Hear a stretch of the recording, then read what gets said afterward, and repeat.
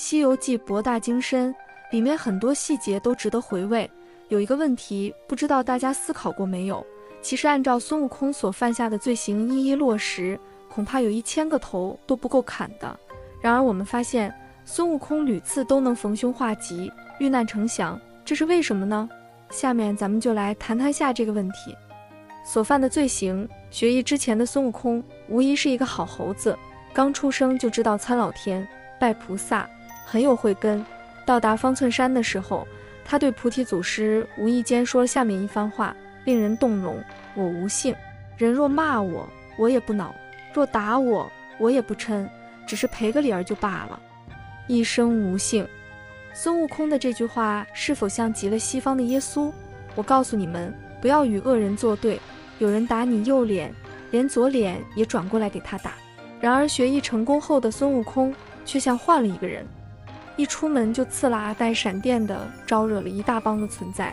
简单来讲，就是刀劈混世魔王，这个还情有可原，勇闯龙宫，夺得金箍棒和一身披挂，大闹地府，篡改生死簿，罢官弼马温，私下天庭，勇斗天兵天将，自称齐天大圣，偷蟠桃饮用酒，盗窃仙丹，最后更是怒闯天宫，企图将玉帝拉下马。就孙悟空闯下的这些祸端，100个他也必死无疑。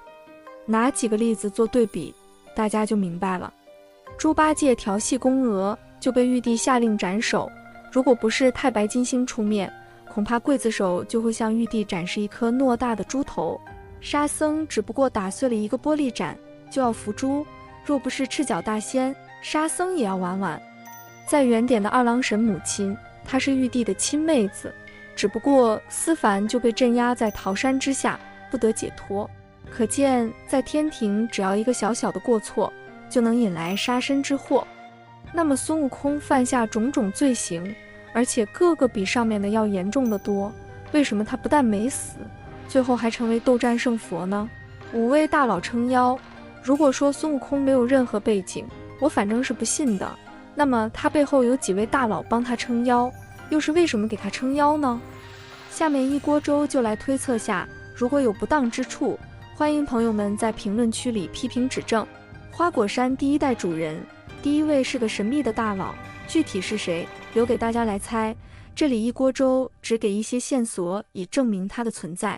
第1点，孙悟空第1次进水帘洞的时候，发现里面有大量的石锅石碗，可见在他之前早就有人生活，而这个人就是花果山第1代主人。第2点，花果山是3界最佳的修行圣地。我们知道3界之间的资源是有限的，好的洞府一定会引来大量神仙妖魔的聚集，然而孙悟空却可以在这里称王称霸，而没有大佬级别的人干扰，足可见花果山第1代主人的厉害。第3，大家回想下，镇元大仙为什么要与孙悟空结拜？他实力强劲，连观音菩萨都要让他3分，福禄寿3星更是他的晚辈，他为什么要屈尊降贵与猴子结拜？看到武装关门口的对联，我恍然大悟，那对联是万寿山福地，武装观洞天。大家回想起什么没有？没错，花果山水帘洞里也贴了一张类似的花果山福地，水帘洞洞天。由此我们可以推断，花果山与武装观其实是有内在联系的。我认为是花果山第1代主人曾经去过武装观，而且种下人参果树，并收了一个徒弟叫镇元大仙。因为他与孙悟空有渊源，因此猴子相当于镇元大仙的小师弟。菩提祖师也是孙悟空的监护人之一，是他将一个少不更事的猴子培养成为大闹天宫的存在。孙悟空的诸多技能包括大品天仙诀、筋斗云、地煞72变、护身法、隐身法、避火诀、避水诀、法天象地等诸多神通都是由他所授。孙悟空能够大闹天宫，他功不可没，因此菩提祖师也算是猴子的保护者之一。不过他的使命只是教授猴子本领，日后的路上自有强大的人来继续扶持孙悟空。太上老君，其实太上老君也是猴子的扶持者之一，大家应该注意过，偌大的兜率宫一个人都没有，孙悟空大摇大摆地进入，直接到炼丹炉旁边捡仙丹吃。如果不是老君刻意放水，他能这么轻松得到仙丹吗？别忘了，取经的时候，老君的童子和坐骑几乎都能吊打孙悟空，人家盛丹盛水的瓶子猴子都躲避开，金刚镯更是收走了金箍棒。如果当初老君用这些法宝来对付孙悟空，还用得着请如来佛祖吗？根本不需要。后来老君将猴子扔进炼丹炉，猴子也没有被烧死，其实那是老君为了炼化猴子体内的杂质，让猴子的护身法更进一步，难怪后期连猪八戒的九齿钉耙也打不动。那么老君为何如此照顾猴子呢？道理很简单，老君是开天辟地之祖，又曾经解化女娲炼尸补天，而孙悟空正是天地孕育而生，两人大有渊源。如来佛祖，其实如来佛祖对孙悟空也是好的离谱。当时猴子与玉帝的关系已经势同水火，因为猴子大放厥词，玉帝可以容忍一切，唯独不能容忍他揭竿起义。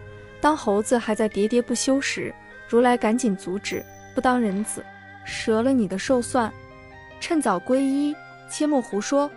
但恐遭了毒手，性命顷刻而休，可惜了你的本来面目。那么孙悟空的本来面目与如来有什么关系呢？原著明确说明孙悟空的前世是佛门众宝摩尼珠，当然与佛派有联系了，他本身就是佛门的产物啊。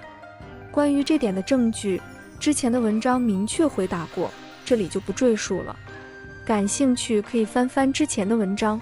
到目前为止，我只发现孙悟空背后有这4位大佬为他保驾护航，也许还有其他人，如果大家找到了，欢迎分享到评论区。因为有这4位大佬站台，孙悟空犯下如此滔天罪行，还是能够逢凶化吉，遇难成祥，最终弃道入世，成为斗战胜佛。没有谁能够随便成功，孙悟空如果没有这么深厚的底蕴，恐怕闹地府的时候就被人家当场擒拿了。要知道孙悟空在生死簿的魂字部也才排名1350位，你何曾听说动不动就有人闹地府？